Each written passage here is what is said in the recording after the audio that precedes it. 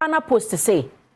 uyi se wo man yi mu ebia wo kokomremre o pese wo di ade ma obi wo ahyarebotwe o pese wo di ade ma obi wo poye mantem mo atifi mantem mo from mantem mo asante mantem mo north east mantem bia western region takra de bia pese wo di ade ma na obi ano wo de ma Ghana Post wo de beko but wo dim say free titi no mo kwa no mo share Ghana Post adwuma ko no ase a na ye niam a ye di free abono ne ba da na Ghana Post for wo mo je no mo sa de niam free ha kwa amano ne na ye wure ye ta afie no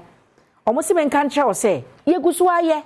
Ghana Post niam a de kwa amano ne no yeguso aye ne simple kra wo busuani bi wo UK Europe ba bia US abrochimemo Australia South America Asia ene abibrema ma ahodo bia pesa wo mane ade no fakoja Ghana Post for eye kente batakari kaftan kabane slit bibia wa pam ne fefefe ebia wo ye tailor ni ana fashion designer onkrofo wa abrochire ya omo oni wo measurement dada omo ma wo pam ne ma na wo de amane wo mesrew fama Ghana Post for ebekọ no se de obobo no pepepe obi wa ade mane na abekọ na akafu ntum ne se sheto na nwane nyina ahia fra ne mane ade de bi Ghana Post for handle wo niama with care nti Ghana Post for any nkita ho me sure on social media platforms no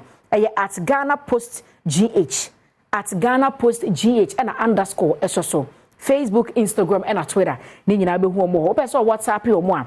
0542 527004 0542 527004 Ghana Post secured